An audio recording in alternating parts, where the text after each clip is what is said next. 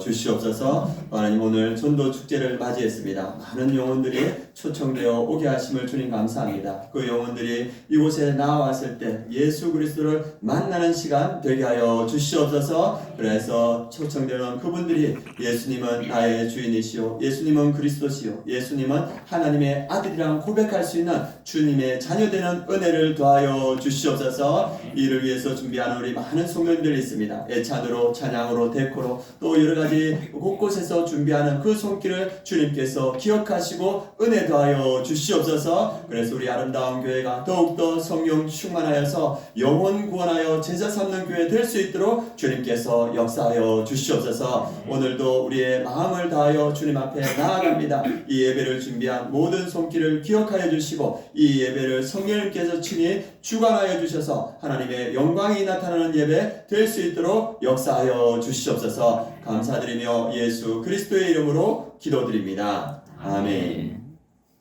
네, 오늘 하나님 말씀 함께 보도록 하시겠습니다. 하나님 말씀 마태복음 16장 13절에서 20절입니다. 마태복음 16장 13절에서 20절 말씀. 제가 가지고 있는 성경은 신약성경 27페이지입니다. 우리 13절에서 20절 말씀 한 절씩 교독하도록 하겠습니다. 예수께서 빌립보 가이사랴 지방에 이르러 제자들에게 물어 이르시되 사람들이 인자를 누구라 하느냐? 이르되 더러는 심내 요한, 더러는 엘리야, 더러는 이레미야, 선지자 중에 하나라 하느니라. 이르시되 너희는 나를 누구라 하느냐? 시몬 베드로가 대답하여 이르되 주는 그리스도시요 살아계신 하나님의 아들이시니라. 예수께서 대답하여 이르시되 바요나 시몬아 내가 복이 있도다. 이를 내게 알게 하니는 혈육이 아니요 하늘에 계신 내 아버지시니라. 내가 내 이르노니 너는 베드로라. 내가 이 산성 위에 내 교회를 세우리니 음부의 권세가 이기지 못하리라. 내가 천국 열쇠를 내게 주리니 내가 땅에서 무엇이든지 매면 하늘에서도 매일 것이요 내가 땅에서 무엇이든지 풀면 하늘에서도 풀리리라 하시고 함께 읽겠습니다. 이에 제자들에게 경고하사 자기가 그리스도인 것을 아무에게도 이르지 말라 하시니라. 아멘. 예, 오늘 말씀 너희는 나를 누구라 하느냐 이 말씀으로 함께 은혜를 나누고자 합니다. 오늘 우리가 전도 축제를 준비하면서 많은 분들이 수고해 주셨습니다. 어제도 이렇게 애찬팀하고 데코팀하고 또 많은 성도님들이 나오셔서 이렇게 아침부터 늦게까지 이렇게 준비해 주셨습니다. 어제는 이제 점심에 성도님들이 많이 오니까 교회에서 감자탕을 하셨습니다. 그래서 한 20그릇 이렇게 감자탕을 했는데 다 드신 분들이 야, 전주 감자탕보다 낫다 이런 평가가 있었습니다. 그래서 참 이 교회가 한마음 되어서 또 주님이 기뻐하는 일을 해갈 때 하나님께서 은혜를 주시는구나 그런 생각이 들었습니다. 그래서 오늘 말씀을 준비할 때 우리가 전도 축제를 하는데 하나님께서 어떠한 말씀으로 우리가 함께 나누기를 원하시는가 그것을 기도하고 준비하는데 하나님께서 먼저 우리에게 진실한 고백이 있기를 원하신다 그 마음이 들었습니다. 그래서 오늘 말씀 너희는 나를 누구라 하느냐 우리가 먼저 이 진실한 고백을 하고 나갈 때 하나님께서 우리에게 더 큰 은혜를 주실 거라 생각합니다. 오늘 예수님께서 제자들을 데리고 가이사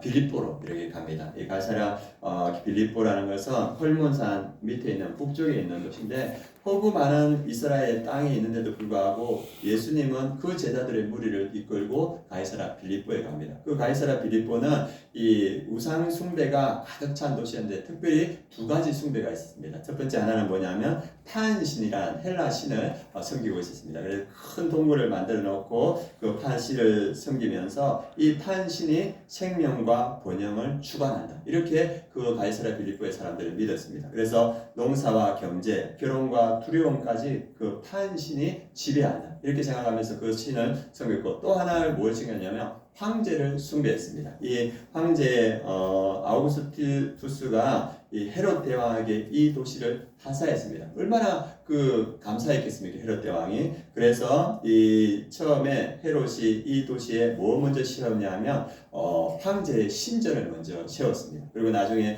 분봉한 빌립보가 이 도시 이름을 가이사랴 빌립보 황제의 도시라고 이름을 지었습니다. 그래서 이 도시에 사는 사람들은 황제를 숭배하는 것을 당연히 여겼고 황제를 숭배할 때 경제적 혜택과 보호를 받을 수 있는 그러한 생존적인 어떤 은혜들도 입었습니다. 그래서 이 도시에 있는 사람들은 판을 섬기면서 동시에 판과 같이 황제를 섬겨서 황제가 우리의 주다, 우리의 주인이다 이렇게 섬겼습니다. 한번 그림을 한번 보여주시기 바랍니다.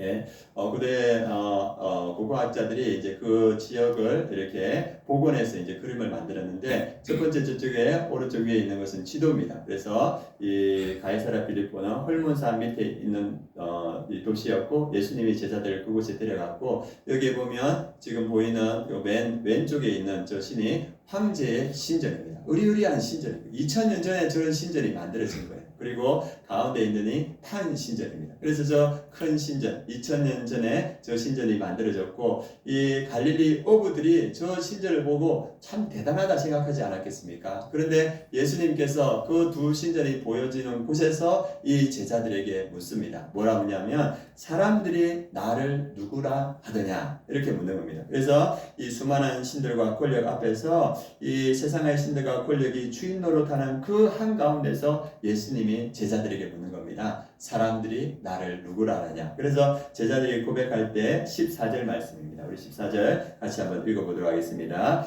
이르되 더러는 심내 요한, 더러는 엘리야, 어떤 이는 예레미야나 선지자 중에 하나이다. 그래서 제자들이 말할 때 이 회개를 외치는 심내 요한이라고 사람들이 말하고 더러는 능력의 종 엘리야라고 말합니다. 또 어떤 이는 눈물의 선지자 예레미야라고 예수님을 말합니다. 그래서 사람들이 이 예수님을 존경합니다. 이렇게 하지만 예수님이 진정 누군지는 알지 못했습니다. 그래서 사람들의 인식에는 제한이 있었습니다. 그런데 예수님께서 그 황제의 권력과 그 우상숭배가 가득한 곳에서 사람들이 묻는 것이 아니고 그러면 너희는 나를 누구라 하느냐 이렇게 묻습니다. 그때 시몬 베드로가 대답하는 말이 16절입니다. 우리 16절 말씀도 함께 읽어보겠습니다. 시몬 베드로가 대답하여 이르되 주는 그리스도시요 살아계신 하나님의 아들이시니이다. 시몬 베드로가 대답할 때 황제가 신이고 판이 주인인 이곳에 우리가 있지만은 그것들이 나의 참된 주인이 아닙니다. 우리 예수님께서 나의 주인이시고 예수님께서 그리스도이시고 예수님께서 하나님의 아들입니다. 그 고백을 하는 거예요. 그래서 동일하게 2025년도를 살아가는 우리에게 우리 전도 축제를 지금 앞두고 있는 우리에게 예수님께서 물으십니다. 너희는 나를 누구라 하느냐? 이렇게 물을 때 우리 성도님들의 고백이 베드로와 같은 고백이 되기를 원합니다. 그래서 참된 고백으로 우리가 나가기를 원하는데 예수님은 누구신가? 첫 번째 우리의 주인이시라고 성경은 말하고 있습니다. 그래서 이 가이사랴 빌립보에서는 황제가 주님이고 그리고 판이 주인인 그곳에서 베드로가 그것들이 나의 주인이 아닙니다. 예수님께서 나의 주인입니다. 이렇게 말합니다. 도마도 부활하신 예수님을 만나고 나서 예수님께 첫 고백이 뭐냐면 도마가 대답하여 가로되 나의 주시며 나의 하나님이십니다. 도마도 예수님을 부활하신 예수님을 눈으로 봤을 때 나의 주인이십니다. 나의 하나님이다 고백합니다. 그래서 예수님이 나의 주인이라는 고백이 도마의 고백이고 베드로의 고백이고 우리 성도님들의 고백이 되기를 원합니다. 그래서 우리의 주인은 다른 어떤 것이 아니라 예수님이 나의 주인이다 고백하고 있습니다. 그런데 예수님을 따라다녔던 12제자들 중에서 예수님을 주인으로 끝까지 주님으로 고백하지 않은 한 제자가 있었습니다. 여러분들 아마 아실 텐데 가롯 유다는 예수님과 함께 3년을 다녔는데 예수님을 한 번도 주님, 예수님을 한 번도 주인이라 고백하지 않습니다. 이 가롯 유다는 예수님을 어떻게 고백하는가? 우리 마태복음 26장과 마가복음 14장 말씀 한번 같이 보도록 하겠습니다. 가롯 유다가 예수님을 부르는 호칭입니다. 같이 읽어보겠습니다. 예수를 파는 유다가 대답하여 이르되 랍비여 나는 아니지요. 대답하되 내가 말하였도다 하시니라. 49절 곧 예수께 나와 랍비여 안녕하십니까 하고 입을 맞추니 마가복음 14장에도 마찬가지입니다. 이에 와서 곧 예수께 나와 랍비여 하고 입을 맞추니 가롯 유다는 예수님을 뭐라 부릅니까? 랍비, 나의 스승입니다. 나의 선생님입니다. 그래서 가롯 유다는 3년 동안 이 예수님과 함께 다녔지만은 이 주님 되시는 예수님을 만나지 못했어요. 그래서 그는 처음부터 끝까지 예수님은 자기의 스승이고 자기가 배울 만한 것이 있는 사람이고 자신의 선생, 가르칠 만한 것들이 있는 분이다. 이렇게 인식했습니다. 그래서 가롯 유다는 3년 동안 예수님을 따라다니면서 뭘 했냐면 예수님과 제자들이 맡겼던 돈을 훔쳤습니다. 그리고 나중에 자기의 뜻에 맞지 않으니까 자기의 스승이고 그리고 선생님이었던 예수님을 은삼십에 팔아버립니다. 그리고 나중에 어떻게 하냐면 이 자기 생명이 자기 것이기 때문에 스스로 자결합니다. 그래서 예수님을 주님으로 모시지 않았던 것 가룟 유다는 자기가 스스로의 주인이었습니다. 그래서 돈을 훔치고 그리고 예수님을 팔고 그리고 스스로 생명을 꺼내서 비참하게 인생을 끝냅니다. 그러나 다른 11 제자는 예수님을 주님으로 만났습니다. 그래서 그들은 그들의 삶을 주님께 헌신했습니다. 예수님께서 부활하셔서 그들에게 사명을 맡겼을 때 그 사명을 생명처럼 여기면서 자신의 주인이요 주님이신 그 말씀에 순종하며 남은 인생을 살아갔습니다. 그때 예수님께서 제자들에게 약속하신 것이 있습니다. 뭘 약속했냐면 내가 너희들에게 필요한 것을 채워주겠다. 그래서 너희는 먼저 그의 나라와 의를 구하라. 그러면 이 모든 것을 너희에게 더하시리라. 그래서 그의 나라와 그의 의를 구하는 제자들에게 예수님은 필요한 모든 것을 채워주셨습니다. 그리고 예수님께서 보혜사 성령을 보내서 그 제자들과 함께 하셨습니다. 그리고 예수님께서 약속하신 건 뭐냐 하면 능력과 동행을 약속해 주십니다. 내가 세상 끝날까지 너희와 항상 함께하리라. 그래서 그 제자들이 천국 가는 그때까지 예수님은 능력을 더하여 주셨고 그리고 동행을 해주셨습니다. 그리고 그 제자들에게 약속하신 것이 뭐냐면 영광과 상급을 약속해 주셨습니다. 제자들에게 예수님이 이렇게 말씀하셨습니다. 나를 위하여 집이나 형제나 자매나 부모나 자식이나 땅을 버린 자는 100배나 받고 영생을 상속하리라. 그래서 그 모든 것을 주님께 맡기고 따라가는 제자들에게 너희들에게 영광이 있을 것이다. 너희들에게 상급이 있을 것이다. 그리고 영원한 생명이 있을 것이다. 이걸 약속해 주셨고 예수님께서 그 제자들의 삶을 책임져 주셨습니다. 그래서 우리의 고백이 뭡니까? 예수님은 나의 주인이십니다. 이 고백이 있는 우리 성도님인 줄 믿습니다. 우리 아름다운 교회 성도님들은 예수님이 나의 주인이라고 고백하고 그 삶을 살아가는데 이 고백이 우리 삶에서 어떻게 나타나는가? 우리 삶에서 가장 중요한 3가지를 내가 어떻게 사용하는가 보면 알 수 있습니다. 우리 삶에서 가장 중요한 것 중에 하나가 뭡니까? 갑자기 물어보니까 어떤 분들은 말할까 이게 돈 이렇게 하죠. 재정 중요하죠. 그래서 재정을 우리가 어떻게 사용하는가? 여러분들에게 100억이 생겼다. 하나님의 은혜로 100억이 생겼다. 여러분들 그 100억을 어디에 쓰시겠습니까? 제가 이제 우리 그 가족들하고 친척들하고 이렇게 차를 타고 가다가 이제 하나님의 은혜로 100억을 받았다. 그래가지고 이제 이게 이제 이슈가 됐어요. 그래서 아주 진지해졌습니다. 그래서 제 아내가 여보 나는 얼마 줄 거야? 이렇게 얘기하는 거예요.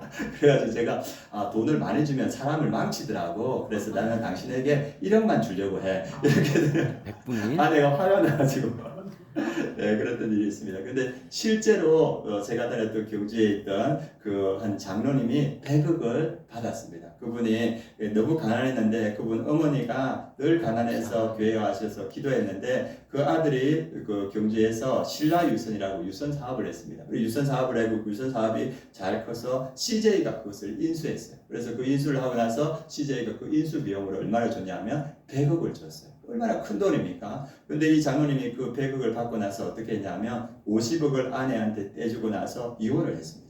이혼을 하고 그리고 50억으로서 이 사업을 한다고 막 하고 사람들이 달라붙고 이렇게 하다가 결국은 다 사업에서 안 되고 사기 당하고 해가지고 자기 타고 있던 차까지 다 잃어버리게 됐어요. 그리고 다시 이제 교회로 오셨다는 이야기를 들었습니다. 우리의 주인이 예수님인데 100억이 들어왔을 때 제일 먼저 해야 되는 게 무엇일까? 예수님 이 돈이 왔는데 예수님 제가 이 돈을 어떻게 사용해야 됩니까? 예수님께 먼저 물어봐야 되지 않았을까? 그러면 이 실수를 하지 않았을 겁니다. 그런데 이 장로님은 어떻게 생각하냐면 이 100억이 내 돈이다 이렇게 생각한 거예요. 그래, 내 뜻대로 써도 된다. 그래가지고 결국은 이 장로님이 모든 것을 다 잃어버렸습니다. 우리의 재정의 주인이 예수님인 줄 믿습니다. 우리가 주님께서 주신 것들을 주님께서 어떻게 쓰기를 원하시는지 말씀과 기도 가운데 분별하여서 그대로 사용할 때 우리가 재정의 주인이 예수님임을 고백하게 되는 겁니다. 그리고 시간의 주인이 예수님인 줄 믿습니다. 우리에게 주신 시간, 우리가 하루를 주님께서 받았을 때 그 하루를 어떻게 사용하기를 원하시는가 말씀 가운데 기도 기도 가운데 분별하며 주님의 뜻대로 우리가 살아갈 때, 그 시간을 활용할 때 시간의 주인이 예수님임을 고백하는 겁니다. 만약 여러분들에게 연휴 휴가가 주어졌다. 그때도 주님은 이 휴가를 어떻게 쓰기를 원하시는가? 주님께 먼저 그 뜻을 구하고 주님이 기뻐하시는 대로 사용할 때 우리가 시간의 주인이 예수님임을 고백하는 겁니다. 그리고 우리에게 가장 중요한 것이 뭐냐면 자녀들입니다. 우리 자녀들이 있는데 자녀들을 우리가 뜻을 가지고 키워갑니다. 그러나 자녀의 주인이 우리 예수님인 줄 믿습니다. 그래서 예수님은 우리 자녀들을 어떻게 양육하기를 원하시는가? 우리 예수님은 우리 자녀들에게 어떠한 뜻을 가지고 있는 것인가? 그것을 우리가 기도하며 또 뜻을 구하며 그 주님의 뜻대로 양육하고 그들의 은사를 개발할 때 예수님께서 우리의 자녀들의 삶을 책임져 주실 줄 믿습니다. 그래서 우리의 삶의 가장 중요한 것들의 주인이 누구냐? 예수님이시다. 그리고 우리의 삶의 모든 것의 주인이 누구시냐? 예수님이다. 그것을 고백하고 그 고백대로 살아가는 우리 성도님 되기를 원합니다. 최병남 목사님이란 분 아실 겁니다. 이제 강남중앙침례교회 아주 목회를 잘하고 계신데 그분이 미국에서 세미안 교회, 이 교회를 아주 건강하게 일으켰는데 이 강남중앙침례교회에서 미국에서 목회 잘하고 있는 최병남 목사님에게 우리 교회에 와서 담임 목사님으로 사역해 주십시오 이렇게 요청을 했습니다. 그래서 이제 이분이 기도할 때 이 하나님의 두 가지 말씀을 받았다고 합니다. 하나님께서 이 최병남 목사님 미국에서도 잘하고 있는데 한국에서 요청을 하니까 하나님의 뜻이 무엇입니까? 이렇게 오랫동안 물었답니다. 근데 하나님께서 두 가지 말씀을 해주셨는데 첫 번째 말씀은 뭐냐면 네가 지금 사역하고 있는 세미안 교회가 너의 교회면 여기 남아서 사역해라. 그러나 나의 교회면 너가 가도 괜찮다. 그래서 최병남 목사님이 생각할 때 이 세미안 교회가 누구의 교회지? 아, 하나님의 교회구나. 그래서 그 교회를 놔두고 한국으로 오셨습니다. 그리고 또 하나의 중요한 그 기도 제목이 있었는데 자녀가 2명 있습니다. 고등학교 그다음에 그 밑에 이렇게 자녀가 2명 있었는데 이 자녀들을 지금 학업 중인데 어떻게 해야 되냐 고민이 되는 거예요. 그때 주님께서 또 같은 말씀을 주시는 겁니다.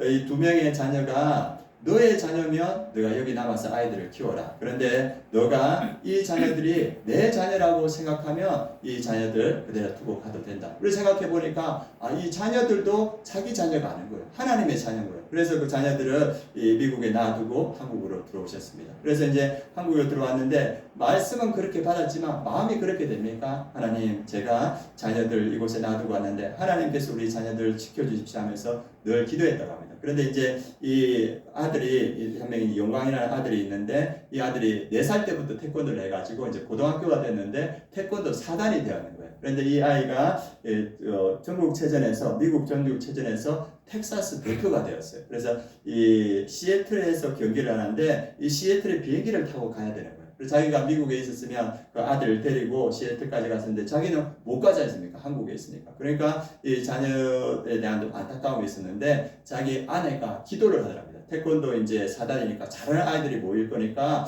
아이들이 좀 힘들 수도 있는데 기도를 시작했는데 아내의 기도를 들어보니까 어떻게 기도하냐면 하나님 내 아들 한 대도 안 맞고 금메달 따게 해주세요. 이렇게 기도하는 거예요. 한 대도 안 맞고 그래가지고 최병남 목사님이 여보 맞고 금메달을 따든지 안 맞고 그 금메달을 안 따든지 그렇게 해야지 아니 한 대도 안 맞고 어떻게 금메달을 딸 수 있어 이렇게 물어보니까 여보 성경에 내 입을 크게 열라고 했잖아요. 여보 내 기도 방해하지 말고 저리 가세요. 이렇게 해가지고 그 사모님이 기도하는데 하나님 내 아들 한 대도 안 맞고 금메달 따게 해주세요. 그렇게 기도하는 거예요. 그래서 계속 기도하고 이제 경기 당일에 왔습니다. 경기 당일날 30분 전에 아내가 이제 기도가 짧았어요. 한 대도 안 맞고 금메달, 한 대도 안 맞고 금메달. 그렇게 기도를 하는 거예요. 그래 남편은 저게 되겠나 이랬는데 이제 경기가 시작되고 1시간 뒤에 아들한테 전화가 왔는 거예요. 전화가 왔는데 엄마 나 금메달 땄어 이렇게 하는 거예요. 그래가지고 얼마나 기쁩니까? 미국 전주체전에서 이 고등부에서 4단에서 이렇게 금메달 땄으니까 그래가지고 기뻐하고 있는데 아들이 하는 말이 뭐냐면 엄마 나 한 대도 안 맞고 금메달 땄어 이렇게 말하는 거예요. 그래서 어떻게 금메달 땄냐 하니까 자기가 그 고등부 4단 그 체급에 나갔는데 최영광인데 영어로 골든 초이 아마 이렇게 불렀던 겁니다. 그래서 딱 나갔는데 시작했는데 아무도 없는 거예요.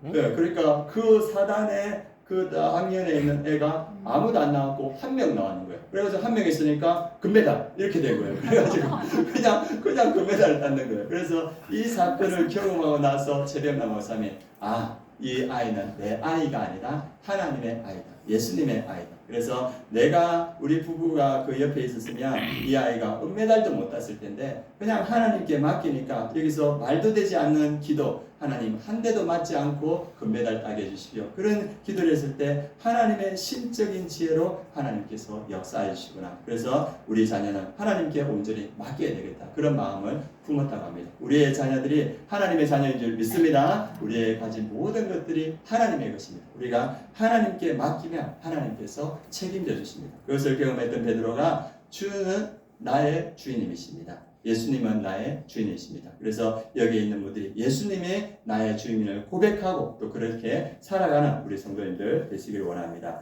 그리고 베드로가 고백하는 두 번째 고백은 뭐냐면 예수님은 그리스도시다. 여러분들이 여러 번 이렇게 들었을 때 이 예수님은 그리스도시다는 말은 헬라어로는 그리스도, 그리고 히브리어는 메시아, 기름 부음 받은 자 뜻이지 않습니까? 그래서 하나님께서 특별한 사명이 있는 자에게 기름을 부으시고 능력을 더하여 주셔서 구약 때 그 사람을 통하여서 하나님의 일을 이루어 가셨습니다. 그래서 다윗 왕이 기름 부음 받았습니다. 왕으로 기름 부음 받은 거죠. 그리고 아론과 그의 아들들이 제사장으로서 기름을 부음 받고 중보의 역할, 속죄의 제사의 역할을 감당하는 제사장으로 생겼습니다. 그리고 구약에 나오는 선지자들이 성령으로 기름 부음 받아서 하나님의 말씀을 대언했습니다. 그래서 이 구약의 시대들은 이제 메시아가 올 건데 이 메시아는 왕과 제사장과 선지자의 역할을 다 감당하는 분이 이제 우리의 메시아로 올 것이다. 그런 기대가 있었습니다. 그런데 누가 오셨습니까? 예수 그리스도가 오셨습니다. 예수 그리스도께서 우리의 왕으로 오신 줄 믿습니다. 예수님께서는 하늘과 땅의 모든 권세를 가진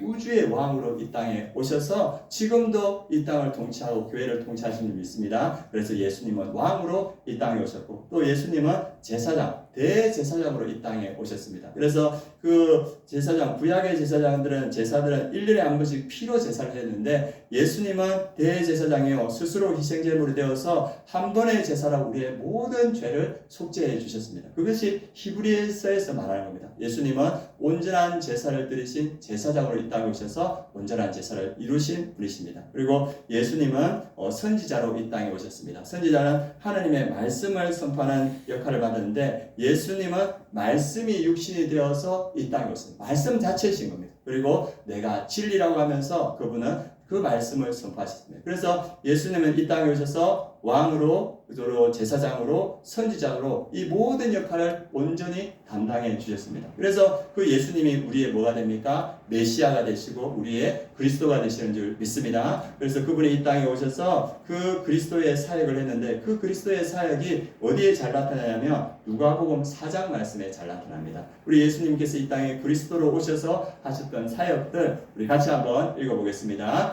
주의 성령이 내게 임하셨으니 이는 가난한 자에게 복음을 전하게 하시려고 내게 기름을 부으시고 나를 보내사 포로된 자에게 자유를, 눈먼 자에게 다시 보게 함을 전파하며 눌린 자를 자유롭게 하고 주의 은혜의 해를 전파하게 하려 하심이라 하였더라. 예수님께서 기름 부음을 받으셨어요. 기름 부음을 받아서 그리스도의 사역을 해주셨는데 어떠한 사역을 했습니까? 가난한 자에게 복음을 전하셨습니다. 그래서 세리와 죄인들, 영적으로 가난한 자들에게 복음을 전하셨고 그리고 포로된 자에게 자유를, 죄에 포로된 자에게 자유를 선포했습니다. 그 가늠하다 걸렸던 그 죄에 포로된 자에게 나도 너를 정죄하니 다시는 죄를 짓지 마라 하면서 그 죄에 얽매여 있던 그 여성을 자유롭게 해주셨습니다. 그리고 눈먼 자, 바디메오, 그 눈먼 자를 눈을 뜨게 하셨지 않습니까? 그리고 눌린 자를 자유롭게 하고 38년 된 병에 눌린 자, 예수님께서 그를 말씀에서 치유하여 주시고 그를 자유케 해주십니다. 그래서 기름 부음 받은 예수 그리스도가 이 땅에 오셔서 그리스도의 사역, 메시아의 사역을 온전히 감당하셨습니다. 그분은 지금도 그 사역을 이 땅에서 하고 있는 줄 믿습니다. 이 대한민국의 이 조선에 와서 예수님께서 하셨던 사역들 제가 이전에 봤던 것 중에서 은혜로운 그 이야기가 있습니다. 여러분들 여기 종로 아시죠? 예, 종로. 예전에는 이 종로에 피막골이라 가지고 백정들이 모여 사는 그런 마을이 있었습니다. 아시는 분 계십니까? 예, 한 100년 전에 있었다고 합니다. 그러니까 여러분들 없을 텐데 그 피막골에 박가라는 백정이 있었는데 예전에는 이 백정들은 이름이 제대로 없었습니다. 그래서 신분 중에서 가장 천한 신분이었는데 이 박가가 봉출이라는 아들을 낳았는데 이 아들에게는 이 자기와 같은 백정의 신분을 물려주기 싫은 거예요. 그래가지고 이 박가가 아들 봉출이에게 너가 공부해야 된다. 그래가지고 이 목사님, 선교사님이 하는 예수 학당이 있었는데 거기 가서 공부를 시켰습니다. 그래서 이 아이가 어떻게 하든지 백정의 신분을 벗어났으면 좋겠다. 그래서 이 봉출이가 그곳에 공부를 하고 있는데 어느 날 이 박가가 콜레라에 걸렸어요. 콜레라에 걸려서 사경을 헤매고 있으니까 이 예수를 믿었던 이 봉출이가 아버지가 죽고 가는 거 보니까 너무 안타까운 거예요. 그래가지고 자기를 가르치는 무어 목사님에게 목사님 저 아버지 죽어가는데 저 아버지 살려주세요 하면서 간절하게 이렇게 매달렸습니다. 그래서 이 무어 목사님이 어떻게 그 백정 박가를 구할까 하다가 의료 선교하고 있는 에비슨 그 선교사님에게 요청을 했습니다. 우리 이 백정 자녀의 아버지가 죽어가 있는데 도와달라. 그 에비슨이 누구였냐면 호종 황제를 치료하는 주치였습니다. 그래서 이 에비슨이 그 무어 선교사의 부탁을 듣고 오전에는 호종을 치유하죠. 주치이니까 왕을 치유하고 오후에는 이 피막골 백정 동네에 와가지고 이 백정 박가를 치유하는 거예요. 그래가지고 처음에는 인사불성이 있었는데 점점 몸이 호전되어서 나중에 몸이 회복되었는데 이 사실을 알고 박가가 큰 은혜와 감동을 받았어요. 왕을 치유하는 손으로 나를 치유해 주다니. 그래서 이분이 이 사건을 통하여서 예수 그리스도를 믿게 되고 1895년에 이 침례를 받게 되었습니다. 그래서 믿음을 갖게 되고 그리고 무어성 그 목사님이 이 이름 없는 박가에게 이름을 지어줬습니다. 이름이 뭐냐면 박성춘. 봄이 되어 이룬다. 그래서 새 사람이 되었다는 뜻으로 박성춘의 이름을 주고 아들 이름이 뭐였습니까? 네, 기억하시죠, 그죠? 예, 봉출. 예, 봉출이에게는 서양, 상스러운 빛이 되어라 해가지고 서양이라는 이름을 주었습니다. 그리고 이제 이 믿음을 가지게 되었고, 그래서 이 성춘이 이 복음 앞에서, 예수 그리스도 앞에서는 모든 사람이 평등하다는 것을 알게 되었고, 무어 목사님도 하나님 앞에서는 모두가 평등하다. 이것들을 말씀해 전했습니다. 그런데 이제 박성춘이 예수님을 믿고 교회에 나오니까 그 교회에 있던 양반들이 반발을 하는 겁니다. 아니 백정이 어떻게 우리하고 같이 예배드릴 수 있냐? 그래서 그 백정을 다른 데서 예배드리게 하든 우리하고 예배드리게 하지 말라. 우리하고 계속 예배드리면 우리 교회 나가겠다. 그런데 이게 무어 목사님이 그럴 수 없다. 같이 예배드린다니까 양반들이 다 나갔습니다. 그런데 나중에 하나님의 은혜가 있어서 이 양반들이 다시 돌아와서 성동교회라는 교회를 세웠습니다. 이 성동교회는 백정과 양반과 왕족이 함께 예배드리는 그러한 교회로 세워졌습니다. 그리고 이후에 박성춘은 이 예수 그리스도로 이렇게 새로워지고 믿음이 생기니까 이 백정 제도를 없애야 되겠다. 이 마음이 드는 거예요. 백정이. 그래가지고 상소를 올리고 백정의 철폐 운동을 해가지고 1896년에 호종 황제로부터 백정 제도가 사라졌다는 칙을 이렇게 받게 됩니다. 그래서 그때부터 이 백정들은 호적을 두고 갈 수 있게 됐고 갓을 이때까지 쓸 수 없는데 이 갓을 쓰게 된 거예요. 그래가지고 처음 이것이 허락되었을 때 박성춘은 잘 때 뭘 쓰고 잤겠습니까? 갓을. 자기가 일평생 쓰고 싶었던 갓을 쓰고 잠을 잤다고 합니다. 그리고 이제 그 박성춘이 갓을 쓰고 저 멀리서 오는 모습을 에비슨 선교사가 봤는데 그 모습을 이분이 회고록에 기록했습니다. 한번 보여주시겠습니까? 예, 저기 갓을 입고 잘 차려입고 끌어오는 사람을 보면서 에비슨이 이렇게 기록했습니다. 멀리서 잘 차려입고 당당히 걸어오는 한국인을 봤다. 오랜 친구인 백정 박씨가 평생 처음 인간으로 걸어오는 것이었다. 그래서 그 에비슨이 그 감격과 은혜를 그 기록에 이렇게 나왔습니다. 그래서 이제 이 박가 박성춘은 이후에 이제 민족의 지도자가 되었습니다. 우리가 잘 아는 만민 공동회 아십니까? 나라가 어려울 때 관과 민이 하나 되어야 된다. 그래서 저기 정삼품 대신들과 많은 사람들이 모였는데 이 만민 공동회를 할 때 첫 개헌 발언한 자가 누구였냐면 백정이었던 박성춘이 개헌 발언을 했습니다. 그리고 이후에 이제 이 박성춘이 자기 아들 박서양, 그래서 박서양을 피어슨 선교사님한테 맡기면서 뭐라 했냐면 내 아들 사람 좀 만들어 주십시오. 그래서 피어슨 선교사에게 에비슨이죠. 에비슨 선교사에게 맡겼는데 에비슨 선교사님이 이를 재중원에서 훈련시켜가지고 이 박사양은 대한민국 최초의 서양 의사가 되었습니다. 그래서 세브란스 의대 1회 졸업생이 되어서 이분이 의료를 통해서 이 나라를 섬기는 사람이 되었습니다. 그래서 세브란스에 가면 1회 졸업생 중에 이 박서양의 사진이 그대로 이렇게 걸려 있습니다. 그리고 이후에 이분이 만주로 가서 학교를 세우고 병원을 세우고 독립운동자들을 치유하고 학생들을 키우는 이 독립운동가, 교육가, 그리고 의사로서 일평생 살았습니다. 일평생 백정의 신분에 매어있던 그러한 사람, 예수님께서 이 땅에 오셔서 옥눌린 자에게 자유를 주고 못 보는 자에게 보게 하시고, 그리고 가난한 자들에게 복음을 선포할 때 이 백정의 신분이 변화되어서 이 민족을 위하는 그러한 사람이 됐다고서 이 역사는 말해주고 있습니다. 오직 우리의 구원자는 예수 그리스도인 줄 믿습니다. 예수님은 지금도 이 그리스도의 사역을 감당하고 계시고, 그 그리스도의 사역을 통하여서 가난한 자에게 복음이 선포되고, 그리고 못 보는 자에게 보게 하시고, 옥눌린 자를 자유케 하신다. 그래서 이 베드로가 고백하는 게 뭡니까? 예수는 그리스도다. 예수는 유일한 구원자다. 이렇게 말하고 있습니다. 그리고 세 번째 사도 베드로가 고백하는 거 뭐냐면 예수님은 하나님의 아들이시다. 이렇게 고백합니다. 그 고백을 알게 하니가 너가 아니다. 이렇게 말하죠. 우리 17절 말씀도 보겠습니다. 이 고백이 어디서부터 나온 건지 같이 읽어보겠습니다.